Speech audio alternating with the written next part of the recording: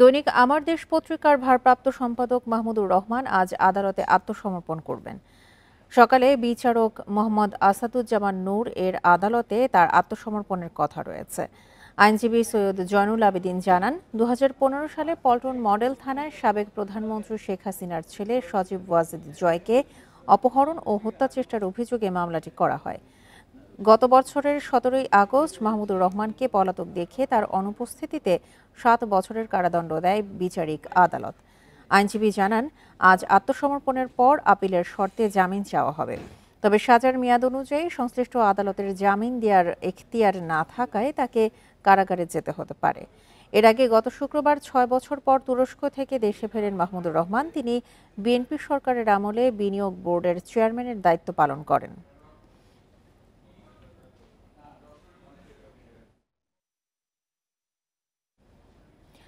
দৈনিক আমার দেশ পত্রিকার সাবেক ভারপ্রাপ্ত সম্পাদক মাহমুদুর রহমান আজ আদালতে আত্মসমর্পণ করবেন। সাবেক প্রধানমন্ত্রী শেখ হাসিনার ছেলে সজীব ওয়াজেদ জয়কে অপহরণ ও হত্যা চেষ্টার মামলায় সাজাপ্রাপ্ত আসামি তিনি।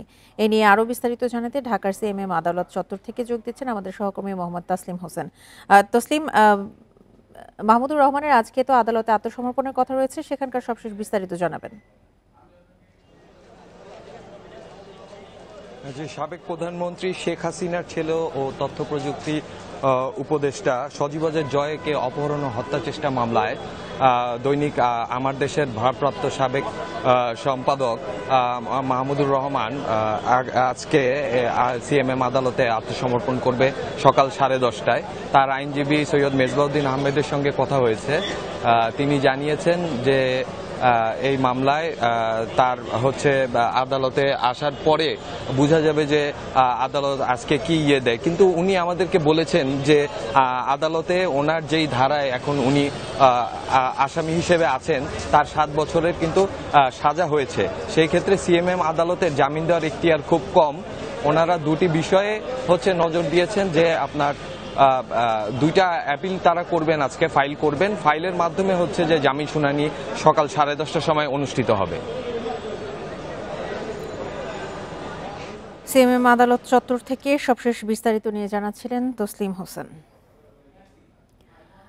বিচার করার জন্য শেখ হাসিনাকে ফিরিয়ে আনার দরকার নেই বলে মনে করেন নৌ উপদেষ্টা সাখাওয়াত হোসেন। তিনি বলেন, নুরেমবার্গ ট্রায়ালের মতো তার অনুপস্থিতিতেই বিচার করা সম্ভব, কারণ শেখ হাসিনার নির্দেশে ছাত্র আন্দোলনে হত্যার সব প্রমাণ এখানেই রয়েছে। শনিবার দুপুরে রাজধানীতে সেন্টার ফর গভর্নেন্স স্টাডিজের আলোচনায় তিনি এসব কথা বলেন। রাজধানীর 20 মিলনায়তনে গণতন্ত্র পুনর্গঠন নিয়ে সংলাপের আয়োজন করে সেন্টার ফর গভর্নেন্স স্টাডিজ। এতে অংশ নেন রাজনীতিবিদ, নাগরিক প্রতিনিধি, মানবাধিকার কর্মী সহ বিভিন্ন শ্রেণী পেশার মানুষ। আলোচনা করেন পাটবস্ত্র নৌপরিবহন উপদেষ্টা অবসরপ্রাপ্ত ব্রিগেডিয়ার জেনারেল সাখাওয়াত হোসেন। বৈষম্য বিরোধী ছাত্র আন্দোলনে হত্যায় শেখ হাসিনার বিচার নিয়ে কথা বলেন তিনি। আমি তো মনে করি all these people নিয়ে আসার দরকার নেই। In absentia they should be tried. They should be tried just like Nuremberg trial. এই আমাদের রেগুলার ট্রায়াল হবে কিনা আমি জানি না, সরি, এখানে করেন। They should be tried. আমি অমুককে নিয়ে আসবো, তারপরে করবো। Evidence is very much there. আপনি একা গুলি না করেন, হুকুম দিয়েছেন, আপনার তত্ত্বাবধানে এটা হয়েছে। না বুঝে অনেকে সরকারের সমালোচনা করছে মন্তব্য করে তিনি আরও বলেন, 6টি সংস্কার কমিশন গঠন করা হয়েছে। এগুলো বড় কাজ, সময় দিতে হবে। রাজনৈতিক দলগুলোর সঙ্গে নিশ্চয় বসা হবে। এ সময় সেনানিবাসে আশ্রয় নেওয়া 626 জনের পরিচয় প্রকাশের পক্ষে মত দেন তিনি। 600 যেটা I will try to convey it. যদিও আমি এখানে বলতে পারবো না যে yes, I will try to convey it so that everybody is clear. কারা এরা? এর মধ্যে আমি যতটুকু জানি আনঅফিসিয়ালি, মোটেও অফিসিয়ালি না, অনেক ছিলেন যারা ডিপ্লোম্যাটিক পাসপোর্টের লোকজন ছিল। এটা আমি শুনেছি, I am not very sure. যখন ক্যাবিনেট মিটিং হবে সেখানে বলবো, ইট শুড বি ক্লিয়ার। ধোঁয়া ছাড়া কোনো কারণ আমি মনে করি। মানবাধিকার প্রতিষ্ঠায় পুলিশ কমিশনের কোনো বিকল্প নেই বলেও মন্তব্য করেন এই উপদেষ্টা। শাহাদাত স্বপন, ইন্ডিপেন্ডেন্ট নিউজ, ঢাকা। এবার নোয়াখালীতে গণপিটুনিতে প্রাণ গেছে একজনের, গুরুতর আহত 3 জন হাসপাতালে ভর্তি রয়েছে। শনিবার পূর্ব চরমোটা ইউনিয়নে এই গণপিটুনির ঘটনা ঘটে। পুলিশ বলছে শনিবার বিকেলে 4 জনকে আটক করে স্থানীয়রা। এ সময় তাদের কাছে শটগান পাওয়ার কথাও জানানো হয়েছে। পিটুনিতে 4 জনই গুরুতর আহত হয়।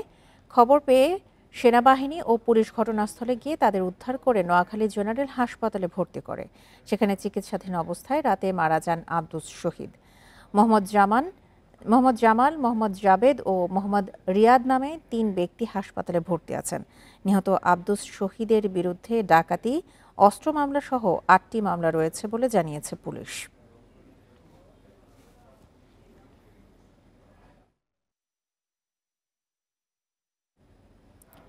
এ নিয়ে আরও জানাতে নোয়াখালী থেকে যোগ দিচ্ছেন সহকর্মী আবু নাসের। আবু নাসের, গণপিটুনিতে যে 3 জন গুরুতর আহত হয়েছে তাদের কি অবস্থা, আর এই বিষয়ে সবশেষ তথ্য নিয়ে জানাবেন। গণপিটুনিতে মোট 4 জন আহত অবস্থায় গতকাল নোয়াখালী 250 শয্যা বিশিষ্ট জেনারেল হাসপাতালে ভর্তি করা হয়। এটা আইন শৃঙ্খলা বাহিনী তাদেরকে ভর্তি করে। এরপর আব্দুস শহীদ রাত 8টার দিকে মারা যান। বাকি 3 জনকে এখনো হাসপাতালে ভর্তি করে ভর্তি ওয়ার্ডে অর্থাৎ সার্জারি ওয়ার্ডে তাদেরকে চিকিৎসা দেওয়া হচ্ছে বলে চিকিৎসক জানিয়েছেন। এবং এ বিষয়ে কথা হয়েছে সুধারাম থানার ভারপ্রাপ্ত কর্মকর্তা মীর জাহিদুল হক রনির সাথে। তিনি জানিয়েছেন যে মূলত স্থানীয় লোকজন, এর মধ্যে ছাত্র জনতাও ছিল, তারা এই 4 জনকে একটি বাড়ি থেকে ঘেরাও করে এবং এরপর তাদের হাতে একটি অস্ত্র পায়। এই অস্ত্র পাওয়ার পর যৌথ বাহিনীর কাছে খবর দেয়। তারা তাদেরকে উদ্ধার করে গণপিটুনি থেকে উদ্ধার করে হাসপাতালে ভর্তি করে। সেখানে আব্দুস শহীদের মৃত্যু হয়। বাকি 3 জনের যেমনটি বলেছি যে চিকিৎসা চলছে। এই বিষয়ে এখনো পর্যন্ত কোনো লিখিত অভিযোগ কোনো পক্ষ দেয়নি। তবে আইন শৃঙ্খলা বাহিনী, বিশেষ করে সুধারাম থানা পুলিশ পুরো ঘটনা খতিয়ে দেখে এই বিষয়ে আইনগত পদক্ষেপ গ্রহণ করবে বলে জানিয়েছে এবং নিহতের লাশ ময়না তদন্ত শেষে পরিবারের কাছে হস্তান্তরের প্রক্রিয়া চলছে। অন্যদিকে যে আব্দুস শহীদ, তার বিরুদ্ধে একাধিক মামলা রয়েছে বলে সুধারাম থানা পুলিশ জানিয়েছে এবং তারা বলছেন যে এই আব্দুস শহীদ সহ যাদেরকে গণপিটুনি দেওয়া হয়েছে তারা বিভিন্ন আইন শৃঙ্খলা বিরোধী কর্মকাণ্ডের সাথে জড়িত রয়েছে বলে স্থানীয় বাসিন্দারা অভিযোগ করেছেন এবং পুলিশের খাতায় তারা অপরাধী হিসেবে চিহ্নিত। এ হচ্ছে এখানকার সর্বশেষ। নোয়াখালী থেকে সবশেষ তথ্য নিয়ে জানাচ্ছিলেন আমাদের সহকর্মী আবু নাসের। বরিশাল শেরেবাংলা মেডিকেল কলেজ হাসপাতালে রোগী মৃত্যুকে কেন্দ্র করে চিকিৎসককে লাঞ্ছিতের ঘটনায় কর্মবিরতিতে ইন্টার্ন চিকিৎসকরা। শনিবার দুপুর থেকে তারা কর্মবিরতি শুরু করেন, তবে জরুরি সেবা চালু আছে। জানা যায় শুক্রবার সন্ধ্যায় শিশু ওয়ার্ডে মোহাম্মদ জুনায়েদ নামে 8 বছরের এক শিশুর মৃত্যু হয়। বিষয়টিকে কেন্দ্র করে শিশুর স্বজনরা চিকিৎসক ও নার্সদের লাঞ্ছিত করেন। এ ঘটনায় হাসপাতালের ওয়ার্ড মাস্টার আবুল কালাম বাদী হয়ে মামলা করেন এবং ইন্টার্ন চিকিৎসকরা সুরক্ষা আইন প্রণয়ন সহ 4 দফা দাবি আদায়ে কর্মবিরতিতে যান। হাসপাতাল কর্তৃপক্ষ জানিয়েছে সংকট সমাধানে চেষ্টা চলছে।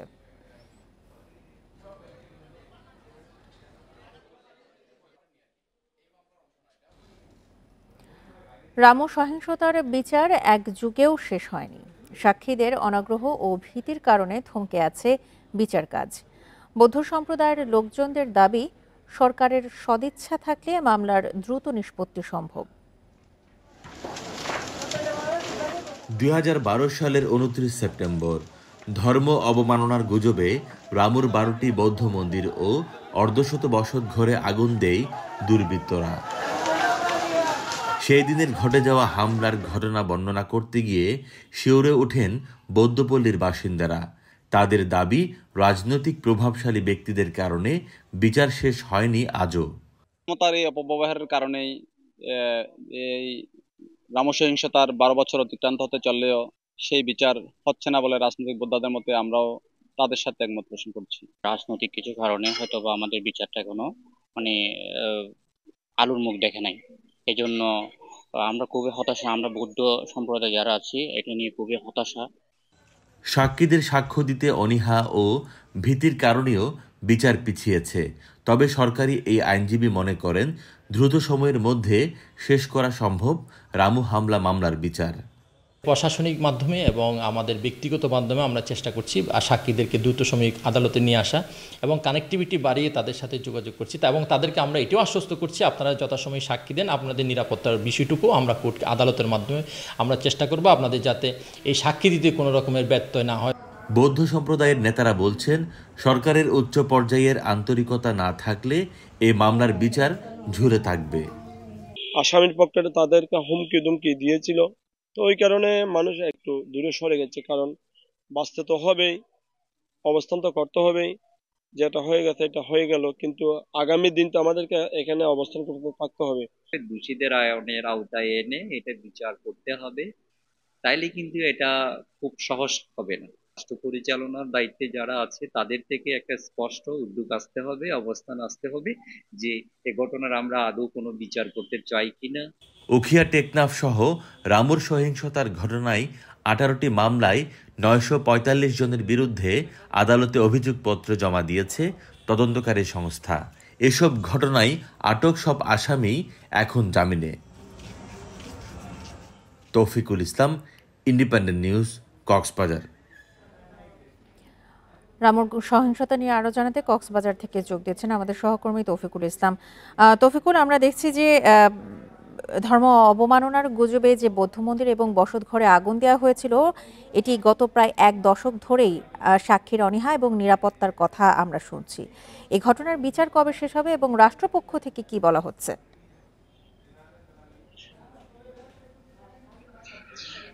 আসলে বিচার কবে শেষ হবে সেটি সম্পূর্ণ হচ্ছে আদালতের বিষয়।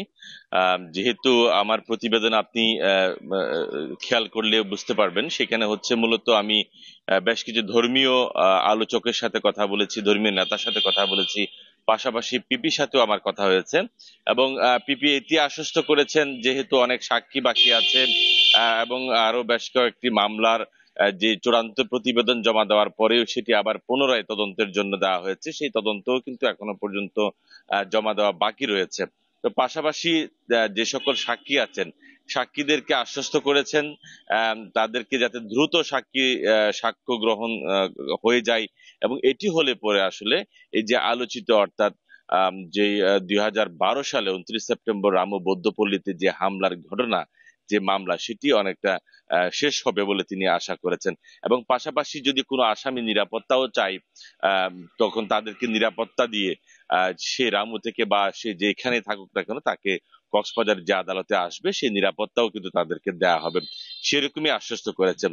তবে আরেকটি বিষয় হচ্ছে যে ধর্মীয় যে সকল যে ব্যক্তিরা আছেন রামুতে, তো তাদের সাথেও আমার কথা হয়েছে। তারা বলছেন দীর্ঘ অর্থাৎ 2012 সাল থেকে 2024 সাল 1+12টি মাঝখানে 12টি বছর, তো 12টি বছরের মধ্যে অনেকের এই সকল সাক্ষী দিতে অনেকের অনীহা রয়েছে, যেহেতু দীর্ঘ সময় ধরে এটি চলমান রয়েছে, তো সেই কারণে তারা অনেকটা যে সাক্ষী দিতে চান না। আবার অনেকেই বলছেন সাক্ষী দিতে তারা ভয় পান, যেহেতু এই মামলার অনেক রাজনৈতিক দলের নেতারাও কিন্তু আসামি হয়েছেন, যেহেতু ধর্মীয় একটি অনুভূতিদের জায়গা থেকে এখানে সেই জায়গা করা হয়েছে, মামলা করা হয়েছে, তো সেই জায়গা থেকে আসলে এখানে যে অনেক রাজনৈতিক দলের সেখানে বিএনপি, আওয়ামী লীগ কিংবা জামাত অনেক মানুষজন কিন্তু এই মামলার আসামি রয়েছেন। যদি পরবর্তীতে আবার তাদের উপর যদি কোনো হামলা কিংবা এই ধরনের কোনো ঘটনা ঘটে যায় সেই প্রেক্ষিতে তারা কিন্তু ভয় পাচ্ছেন।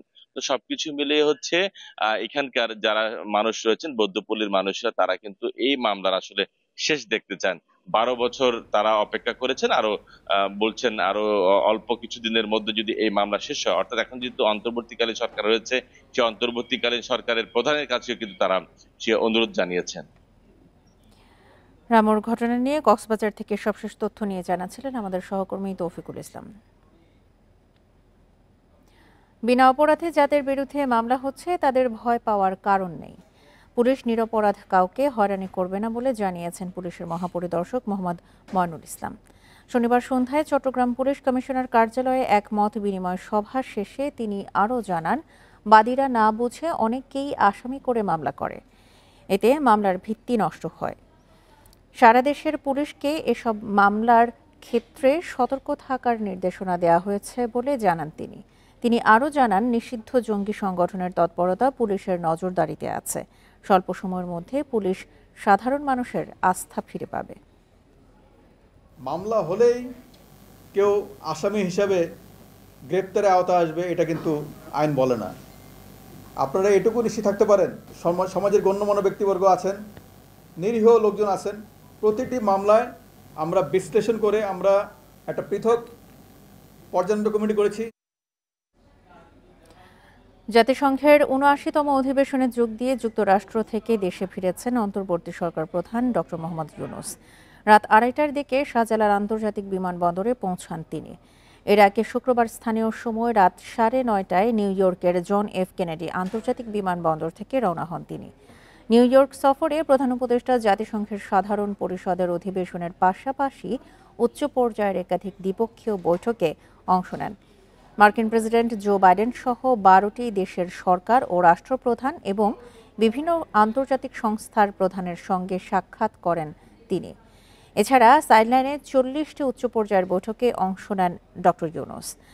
জাতিসংঘের সাধারণ অধিবেশনে যোগ দিতে গত ২৩শে সেপ্টেম্বর প্রধান উপদেষ্টা নিউ ইয়র্কে যান।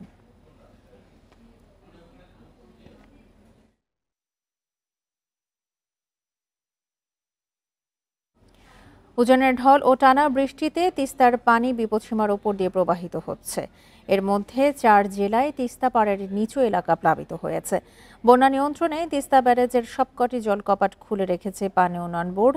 আজ সকাল ৬টায় রংপুরের কাউনিয়া পয়েন্টে তিস্তার পানি বিপদসীমার ২৯ সেন্টিমিটার ওপর দিয়ে প্রবাহিত হচ্ছে। এছাড়া ডালিয়া ব্যারেজ পয়েন্টে বিপদসীমার ২ সেন্টিমিটার ওপর দিয়ে প্রবাহিত হচ্ছে তিস্তার পানি। এর মধ্যে রংপুরের গঙ্গাচড়া, কাউনিয়া ও পীরগাছা উপজেলার ১০ গ্রামের নিচু এলাকায় পানি ঢুকেছে। দুর্ভোগে পড়েছে প্রায় ২০,০০০ মানুষ। কুড়িগ্রামের রাজারহাট, উলিপুর ও চিলমারী উপজেলার ২০টি চর ও নদী তীরবর্তী গ্রামের নিচু এলাকা প্লাবিত হয়েছে। লালমনিরহাটের ৫ উপজেলার নিম্নাঞ্চলও প্লাবিত হয়ে প্রায় ১৫,০০০ মানুষ পানিবন্দী। নীলফামারীর ডিমলা ও জলঢাকা উপজেলার ১০ ইউনিয়নের তিস্তাপাড়ের ধানের ক্ষেত তলিয়ে ক্ষতির মুখে কৃষক। বন্যা ও নদী ভাঙনের আশঙ্কায় স্থানীয় জনপ্রতিনিধিদের সতর্ক করার পাশাপাশি জিও ব্যাগ প্রস্তুত রেখেছে পানি উন্নয়ন বোর্ড।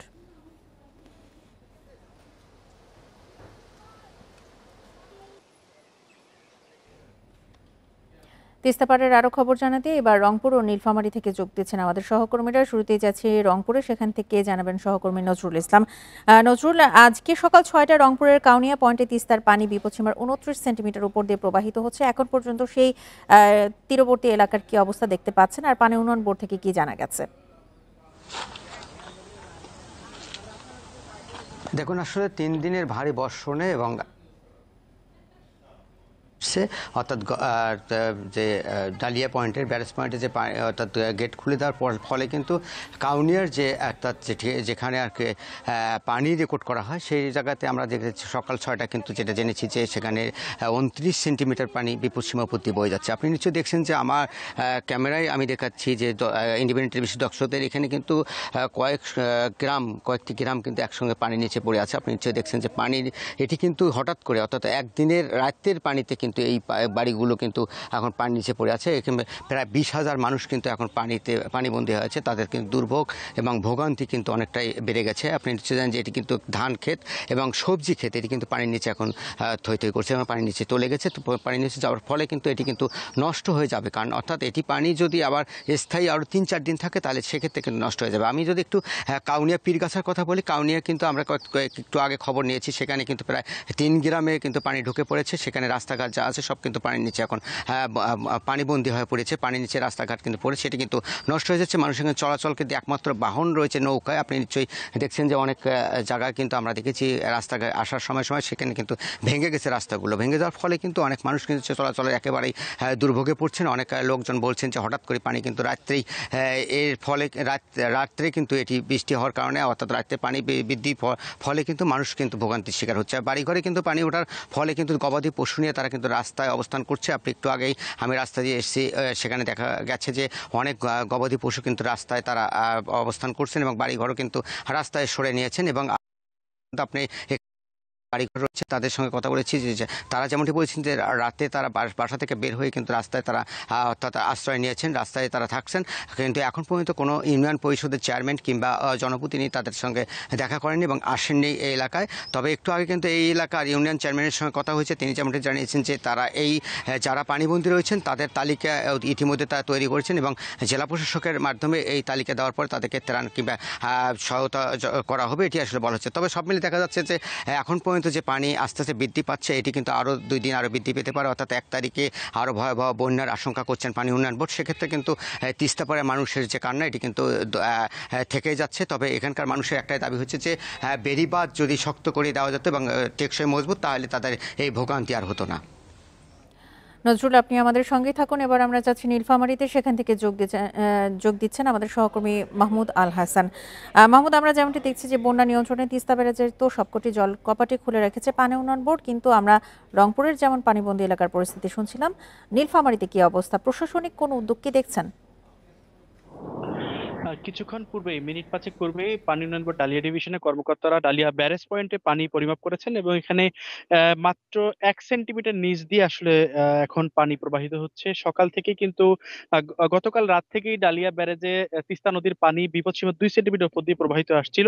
কিছুক্ষণ পূর্বেই নতুন করে যে পরিমাপ দেওয়া হয়েছে, সেখানে কিন্তু প্রবাহিত পানি কিন্তু 1 সেন্টিমিটার নিচ দিয়ে প্রবাহিত। আসলে গত 3 দিনে যে টানা বৃষ্টিপাত এবং উজানের যে পাহাড়ি ঢল, এই ঢলে কিন্তু তিস্তা নদীর পানি অব্যাহতভাবে বৃদ্ধি পেতে পেতে কিন্তু গতকাল এখানে বিপদসীমা অতিক্রম করে এবং গতকাল রাতে কিন্তু রংপুরের কাউনিয়া পয়েন্টে বিপদসীমা অতিক্রম করে। মূলত নীলফামারীর ডিমলায় তিস্তা নদী প্রবেশ করে। ডিমলা এবং জলঢাকার 10টি ইউনিয়নে কিন্তু বিশেষ করে বোরো ধান ক্ষেত এবং আগাম শীতকালীন যে শাকসবজি এবং বীজতলা নষ্ট হয়ে গিয়েছে, কৃষকরা ক্ষতিগ্রস্ত হয়েছেন। প্রশাসনের পক্ষ থেকে পরিদর্শন করা হয়েছে বাঁধ যাতে ক্ষতিগ্রস্ত না হয়, বন্যায় নিম্ন অঞ্চলের মানুষ যাতে ক্ষতিগ্রস্ত নয়, সেজন্য তারা পরিদর্শন করেছেন এবং তারা বলেছেন যে অব্যাহতভাবে যদি পানি বৃদ্ধি পায়, তাহলে তাদের ক্ষয়ক্ষতি নিরসনের জন্য শুকনো খাবার বা সহায়তার জন্য প্রয়োজন প্রস্তুত রয়েছে। তবে এই গতকাল রাতে কিন্তু লালমনিরহাট, কুড়িগ্রাম, রংপুরের মানুষ কিন্তু আসলে রাত্রে নির্ঘুম রাত যাপন করেছে, কারণ লালমনিরহাটের হাতীবান্ধা, আদিতমারি, লালমনিরহাট সদর এবং রংপুরের গঙ্গাচড়া, কাউনিয়া পয়েন্টে গতকাল রাত থেকে 29 সেন্টিমিটার উপর দিয়ে কিন্তু পানি প্রবাহিত হয়ে আসছে। তার ফলে কিন্তু এই এলাকার নিম্নাঞ্চলগুলো পানিতে তলিয়ে গেছে, অনেক বাড়িঘর তলিয়ে গেছে, রাস্তাঘাট তলিয়ে গেছে। ফলে এই তিস্তাপাড়ের মানুষ কিন্তু একটা দুর্ভোগে রয়েছে। তিস্তাপাড়ের মানুষের দীর্ঘদিনের দাবি যে তিস্তা মহাপরিকল্পনার কথা গত 1 দশক থেকে বলে আসছে। এই তিস্তা মহাপরিকল্পনা বাস্তবায়ন না হলে কিন্তু এই এলাকার যে দুঃখ, যে বছর বছর আসলে হুটহাট করেই তিস্তার পানি হু হু করে বৃদ্ধি পেয়ে তারা দুর্ভোগে পড়েন, সেটি আসলে লাঘব হবে না। তো তিস্তাপাড়ের মানুষের দাবি যে তিস্তার যে মহাপরিকল্পনা, যে বাঁধ নির্মাণের প্রকল্প, সেটি বাস্তবায়ন করা হোক। তিস্তাপাড় থেকে এই ছিল আমার কাছে সর্বশেষ। উজানের ঢল ও টানা বৃষ্টিতে তিস্তার পানি বাড়ছে, এই বিষয়ে পানিবন্দী এলাকার সবশেষ তথ্য নিয়ে জানাচ্ছিলেন আমাদের সহকর্মীরা। রাজধানীতে আর কোনো পুকুর খাল দখল করে প্রকল্প বা সিটি নির্মাণ করা যাবে না। জলাধার ও পার্ক সংরক্ষণ করে ব্লু নেটওয়ার্ক গড়ে তোলার আশ্বাস দিয়েছেন পরিবেশ ও বন উপদেষ্টা সৈয়দা রিজওয়ানা হাসান। শনিবার দুপুরে আগারগাঁওয়ে বন ভবনে মত বিনিময় সভায় এসব কথা জানান পরিবেশ উপদেষ্টা। 100 বছর আগেও রাজধানীর শালবন ও বুড়িগঙ্গার পাড়ে ডোরাকাটা বাঘের গর্জন শোনা যেত, ছিল ময়ূরের আনাগোনা। 2016 পর্যন্ত ঢাকায় 133 প্রজাতির পাখি ছিল। তবে এখন চন্দনা ও হীরামন টিয়া সহ টিকে আছে মাত্র 78 প্রজাতির পাখি। ঢাকায় 100 বছরের প্রতিবেশ, ভূমি ব্যবহার ও জীববৈচিত্র্যের পরিবর্তন নিয়ে মতবিনিময় সভায় আলোচকরা বলেন, নগরায়ন ও কালের বিবর্তনে ধ্বংস হয়েছে প্রাণ প্রকৃতি। 95% বিল্ডিং ঢাকা শহরের ব্যত্যয়ের মধ্যে আছে। সবাই মিলে যদি এই ব্যত্যয়টা আমরা শুধু ঢাকা শহরে আমরা কার্যকর করতে পারি, প্রায় পদ্মা ব্রিজের সমান টাকা আমরা তুলতে পারবো। নগর ব্যবস্থাপনায় প্রাণী ও উদ্ভিদ গবেষকদের যুক্ত করা হয় না, তাই পরিবেশ বান্ধব শহর গড়ে উঠছে না বলে মন্তব্য করেন গবেষকেরা। ইকোসিস্টেমের ডাইভার্সিটি যদি না থাকে, তাহলে কিন্তু অ্যানিমেলের ডাইভার্সিটি থাকবে না। কারণ এক একটা স্পেসিস এক এক ধরনের হ্যাবিটেট পছন্দ করে, ইকোলজি পছন্দ করে। এই জিনিসগুলো বুঝতে হবে ক্লিয়ারলি। সুতরাং আমি মনে করব এই টিমটা যখন গঠন হবে, তখন অবশ্যই বায়োডাইভার্সিটি স্পেশালিস্ট, বিশেষ করে বোথ প্লান্টস অ্যান্ড অ্যানিমেলস, যারা ওই ফিল্ডগুলোতে কাজ করে দীর্ঘদিন, তাদের থাকা বাঞ্ছনীয়। পরিবেশ উপদেষ্টা বলেন, জলাধার দখল করে সবচেয়ে বেশি নগরায়ন হয়েছে রাজধানীতে। প্রকৃতি ধ্বংস করে উন্নয়নের কুফল ভোগ করছে নগরবাসী। আশুলিয়ার যে জলপ্রবাহটা এখনো আছে, এইটাকে আমরা রক্ষা করে আমরা এই ব্লু নেটওয়ার্কের সাথে সংযুক্ত করতে পারবো এবং আমরা ঢাকা শহরে আর মানুষকে আমন্ত্রণ না জানিয়ে সকল সংস্থার সাথে সম্মিলিতভাবে ঢাকার একটা নগর দর্শন ঠিক করতে পারবো। সভায় 5 বছর মেয়াদে রাজধানীর 23 এলাকায় 31 কোটি 40 লাখ ডলারের প্রকল্প উপস্থাপন করে CEGIS। Shahriar Anirban, independent news, Dhaka. যাচ্ছি পরের খবরে। পুঁজিবাজারে সংস্কার কার্যক্রম অব্যাহত থাকলেও এখনও আস্থাহীনতায় বিনিয়োগকারীরা, যার প্রভাবে প্রায় প্রতিদিনই কমছে সূচক ও লেনদেনের পরিমাণ। যদিও বাজারে সুশাসন ফেরাতে সংস্কারের প্রয়োজন রয়েছে বলে মনে করছে ঢাকা স্টক এক্সচেঞ্জ। টেকসই পুঁজিবাজারের জন্য যা দীর্ঘমেয়াদের সুফল বয়ে আনবে। অন্তর্বর্তী সরকার দায়িত্ব নিয়েই ব্যাংক খাতের পাশাপাশি পুঁজিবাজার সংস্কারেও হাত দেয়। নতুন কমিশন গঠনের মধ্য দিয়ে শুরু হয় এই কার্যক্রমের আনুষ্ঠানিকতা। এরই মধ্যে বাজার কারসাজির অভিযোগে শিবলি কমিশন সহ নানা ব্যক্তি ও প্রতিষ্ঠানের বিরুদ্ধে নেওয়া হয়েছে ব্যবস্থা। বিগত সরকারের পতনের পরদিন ৬ আগস্ট থেকে পুঁজিবাজারে সূচক ও লেনদেনে ব্যাপক উত্থান দেখা যায়। টানা ৮ দিন সূচক বেড়ে ডিএসই এক্স দাঁড়ায় ৬,০০০ পয়েন্টের উপরে। তবে ১৮ আগস্ট থেকে আবারও শুরু হয় দরপতন। বিশ্লেষকরা বলছেন, পুঁজিবাজারে কারসাজিকারীদের ধরপাকড় ও নানামুখী সংস্কারের প্রভাব পড়েছে বাজারে। তাদের মতে ক্ষুদ্র বিনিয়োগকারীদের পাশাপাশি বড় বিনিয়োগকারীরাও এখনও বাজার পর্যবেক্ষণ করছে। ওরা পালিয়ে গেছেন বা ধরা পড়ছেন যে ম্যানেজমেন্টে কারা ছিল, দ্যাটস ওয়াই কিন্তু এটা বিনিয়োগের একটা ভীতি সৃষ্টি করে। এইগুলো যদি একটু সুশাসনের আওতায় আনা যায় কোম্পানিগুলিকে, এবং যদি আমাদের রেগুলেটর যারা আছেন তারা যদি কাজ করে, আমার মনে হয় যে এই মার্কেটটা ঠিক করা খুবই সম্ভব। আসলে দীর্ঘমেয়াদে স্থিতিশীলতা ফেরাতে চলমান সংস্কার কার্যক্রম ভূমিকা রাখবে বলে মনে করছেন ডিএসইর এই পরিচালক। আগে যারা কারসাজির সাথে যুক্ত ছিল তারাও অনুপস্থিত। মার্কেটে ভিতরে এখন একটা স্বচ্ছতার জায়গা তৈরি হচ্ছে, সেই কারণে এই মার্কেট একটা সংস্কার পজিশনেই আছে। সুশাসনের দরকার আছে এই মার্কেটে। যেভাবে দুর্বল কোম্পানি লিস্টেড হয়েছে, যেভাবে মানে করেন যে খারাপ শেয়ারগুলোকে প্রমোট করা হয়েছে, সেই জায়গা থেকে তো বাইরে আসতে হবে। বাজারকে গতিশীল করতে সরকারি ও বহুজাতিক কোম্পানি তালিকাভুক্ত করার তাগিদ বিশ্লেষকদের। তৌহিদ রানা, ইন্ডিপেন্ডেন্ট নিউজ, ঢাকা। ভারতের রপ্তানি শুরু হলেও বরিশালে দেখা দিয়েছে ইলিশের সংকট। এতে বিপাকে পড়েছেন রপ্তানিকারকেরা। প্রতিদিন গড়ে 14 টন ইলিশ রপ্তানির কথা থাকলেও 4 দিনে মাত্র 11 টন ইলিশ গেছে ভারতে। এই অবস্থায় লক্ষ্যমাত্রা পূরণ নিয়েই দেখা দিয়েছে সংশয়। দুর্গাপূজা উপলক্ষে ভারতে ইলিশ রপ্তানির অনুমতি পেয়েছে বরিশালের 5টি প্রতিষ্ঠান। 25 সেপ্টেম্বর থেকে 19 দিনে এখান থেকে 250 টন মাছ রপ্তানির কথা রয়েছে। তবে ইলিশ সংকটে নির্দিষ্ট সময়ের মধ্যে রপ্তানি সম্পন্ন করা নিয়ে শঙ্কায় ব্যবসায়ীরা। এরই মধ্যে নগরীর পোর্ট রোড, বেলতলা ও চন্দ্রমোহন মোকামে সরবরাহ কমের অজুহাতে বেড়েছে ইলিশের দাম। লোকাল মার্কেটে যে দাম, হেতু তো আপনার যে সরকার যে রেট পেন, যেহেতু মনে হয় যে সিএলা টাকা আনতে পারবে। এটা যদি আমরা মাছ কম আপনার একটা লোকালে যে মাছ আছে, যেহেতু একটা যারা কিনতে আছে খাওয়াতালারাই নিতে আছে ওই দাম দিয়ে। রপ্তানিকারকেরা বলছেন, স্থানীয় বাজারের চেয়ে কম দামে ইলিশ রপ্তানি হচ্ছে ভারতে। প্রতি কেজি $10 বা প্রায় 1200 টাকা দরে ভারতে ইলিশ রপ্তানি হলেও আকার ভেদে 500 থেকে 700 টাকা বেশি দামে স্থানীয় বাজারে বিক্রি হচ্ছে। বাধ্য হয়ে লাইসেন্স টিকিয়ে রাখতে রপ্তানি করার কথা জানিয়েছেন তারা। এখন মাছের সংখ্যা কম, এখন তো এটা তো আল্লাহ প্রদত্ত জিনিস, নদীতে আসলে মাছ দিতে পারবো। এখন যে অবস্থা তাতে মনে হচ্ছে না যে ডিমান্ড 50 টনের ফুলফিল হবে। একটা ডলারের মাধ্যমে আমাদের পেমেন্টটা আসে, এটা তো আমাদের করতেই হবে ওইভাবে। তো আর ব্যবসায়িক জিনিসটা টিকে রাখতে হলে দেখা যাচ্ছে আমাদের এটা করতে হবে, লাইসেন্সটা টিকে রাখতে হলে এটা আমাদের করতে হবে। আর ওভারঅল আমাদের বেশি দাম কম দাম মিলে আমাদের এটা অ্যাভারেজ চলে আসে। মৎস্য বিভাগ বলছে, ইলিশ সংকটের কারণে 3 বছর ধরে বরিশাল থেকে রপ্তানির লক্ষ্যমাত্রা পূরণ হয়নি। এবারও রপ্তানির লক্ষ্যমাত্রা পূরণ নিয়ে সংশয় আছে। যে আমাদের যে চাহিদা, সেই চাহিদা পুরা করে রপ্তানি যে পরিমাণ, সেটাকে গত 3 বছর যাবৎ কিন্তু ফিল আপ হচ্ছে না। আমরা মানে যে পরিমাণ এলসির সুযোগ দেওয়া হয় সেটা ফিল আপ করতে পারে না। তো এই বছরও আমাদের মাছের যে ফ্লো ফিল আপ হওয়ার সম্ভাবনা কম। গত বছর বরিশাল থেকে 40,000 মেট্রিক টন ইলিশ আহরণ হয়েছে। এবার তার চেয়ে 10,000 মেট্রিক টন বেশি আহরণের আশা মৎস্য বিভাগের। Independent news. ইলিশের সংকট নিয়ে আরো জানাতে বরিশাল ও চাঁদপুর থেকে যোগ দিচ্ছেন সহকর্মীরা। শুরুতেই যাচ্ছে বরিশালে, সেখান থেকে জানাবেন সহকর্মী আল আমিন।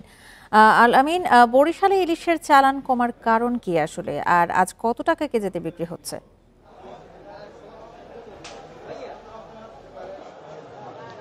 জি আসলে ব্যবসায়ীরা যেটি বলছেন যে বাজারে নদীতে এবং সাগরে তারা পর্যাপ্ত পরিমাণ ইলিশ পাচ্ছেন না, যার ফলে কিন্তু বরিশালের এই পোর্ট রোড মোকামে আমরা দেখছি যে সকাল থেকেই বাজারে বেশ চড়া দামে ইলিশ বিক্রি হচ্ছে। এবং যারা আজকে মাছ রপ্তানি করছেন, আমরা যদি একটু দেখানোর চেষ্টা করি, আসলে যারা মাছ রপ্তানি করছেন, এই যে মাছটি আপনারা দেখতে পাচ্ছেন সেটি হচ্ছে যে আসলে এই মাছগুলি কিন্তু আসলে ভারতে রপ্তানি করা হবে এবং সেই রপ্তানির জন্য কিন্তু এই মাছগুলো নিয়ে আসা হয়েছে। এবং আমরা যদি একটু দেখাই যে আসলে যে এই মাছের যে এই যে সাইজটি রয়েছে মাছের, এই মাছের সাইজটি কিন্তু আসলে সংকট দেখা দিয়েছে, যার ফলে কিন্তু যারা রপ্তানিকারক রয়েছে তারা কিন্তু আসলে এই মাছটি আসলে তারা বিভিন্নভাবে সংগ্রহ করছেন এবং সংগ্রহের পরে কিন্তু এখানে নিয়ে আসছেন। এবং এই মাছটি পেতে কিন্তু আসলে যেটি এলসি বলা হয়, অর্থাৎ 900 থেকে 600 গ্রামের মধ্যে যে মাছটি রয়েছে সেই মাছটির জন্যই কিন্তু আসলে ব্যবসায়ীরা অপেক্ষা করছেন। এবং সাগর এবং নদীতে এই মাছটি আসলে ধরা না পড়ার কারণে কিন্তু আসলে দাম কিছুটা বেড়েছে। এবং বরিশালের বাজারে যে চিত্র আমরা আজকে যেটি দেখেছি যে আসলে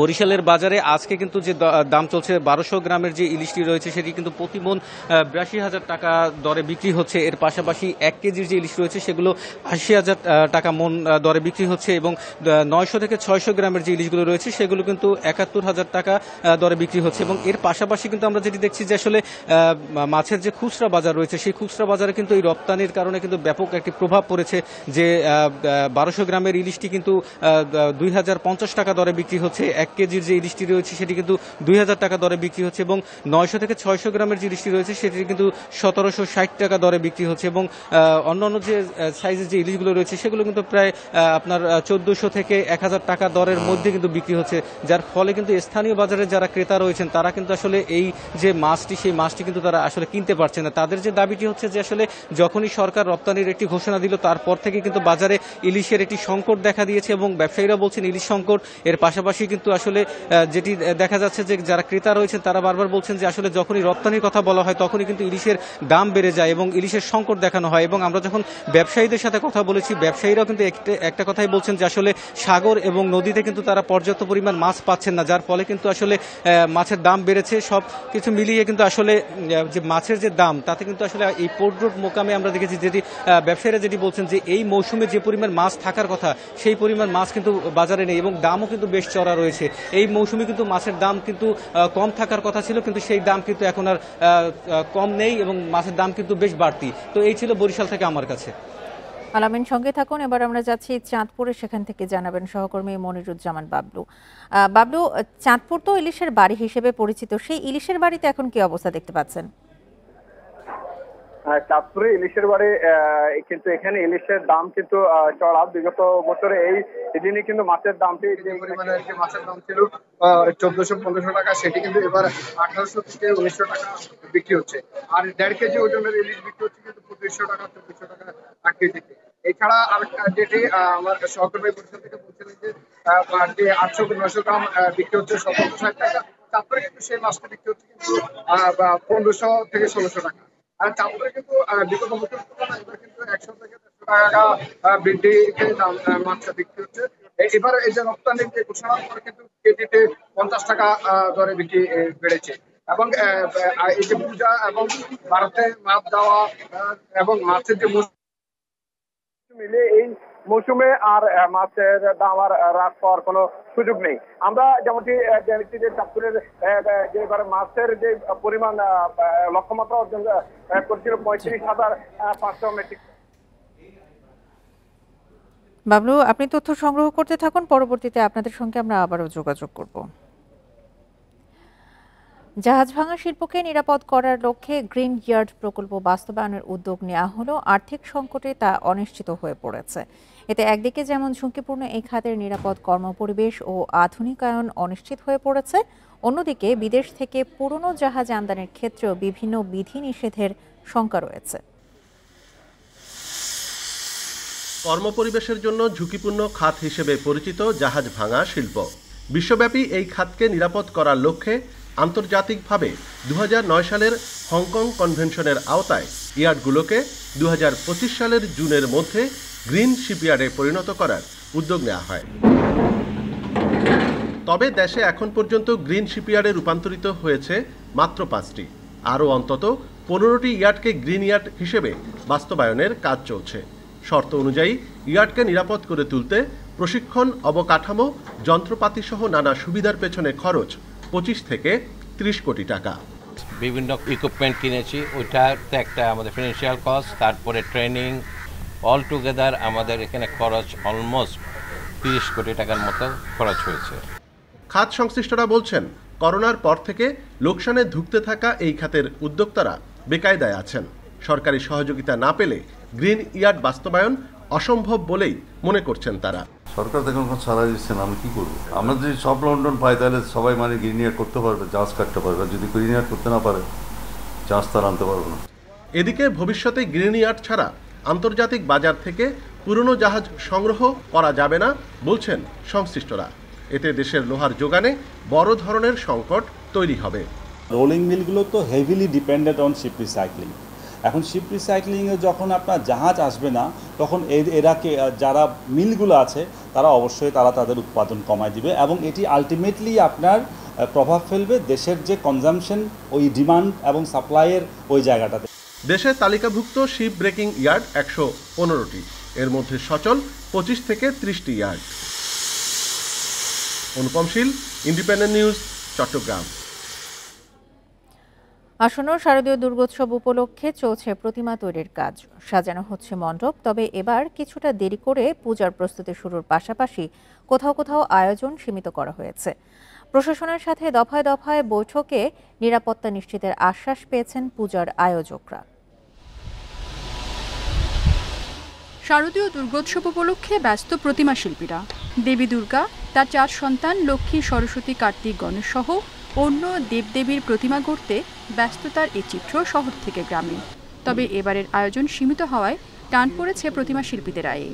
প্রতি বছর যে বাজেট থাকে সেই তুলনায় আপনার 12% কমে গেছে। 10টা করেছিলাম, এবার একটু কম করতে হচ্ছে 6টা, এবার সম্ভবত 6টা করব। টাকার কথাবার্তা বলে কোনো মন্দিরের কাজ নিতে পারতেছি না, পেটে ব্যথা মতো কাজ চলছে আমাদের। 2023 সালে গোপালগঞ্জের 5 উপজেলায় 1250 দুর্গাপূজা হলেও এবার সেই সংখ্যা কত তা নিশ্চিত নয়। তবে আইন শৃঙ্খলা বাহিনীর পাশাপাশি নিজস্ব পাহারার ব্যবস্থা করছেন পূজা আয়োজকরা। এই বিরাট ধর্মীয় উৎসবে অবশ্যই আইন শৃঙ্খলা রক্ষায় সচেষ্ট থাকবেন এবং প্রত্যেকটা মন্দিরের নিরাপত্তায় তারা সচেষ্ট থাকবেন।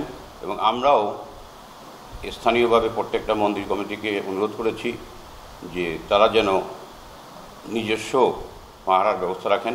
এবার বরিশালে 602টি মণ্ডপে হবে পূজা। তবে বর্তমান পরিস্থিতিতে খরচ কমানোর কথা জানিয়েছেন আয়োজকরা। বাজেটের প্রেক্ষাপটটা খুবই নগণ্য এবার, যেহেতু আমরা অনেক ডোনেশন বা ব্যবসা বাণিজ্য খারাপ থাকার কারণে আমরা ডোনেশনটা কম পাবো। তারপর আমরা চেষ্টা করব পূজাটা যেন আরো ভালো করার জন্য। লক্ষ্মীপুর, রাজশাহী সহ বিভিন্ন জেলায় এরই মধ্যে প্রশাসনের সাথে একাধিক সভা করেছেন সনাতন ধর্মাবলম্বীরা। মিলেছে নিরাপত্তা নিশ্চিতের আশ্বাস। সতর্ক থাকতে হবে, কারণ এখানে বিভিন্ন ধরনের মিসক্রিয়েন্ট থাকতে পারে। কোনো জায়গায় আমরা টুকটাক পাচ্ছি যে কমিটি নিয়েও ছোটোখাটো আছে, বিরোধ আছে।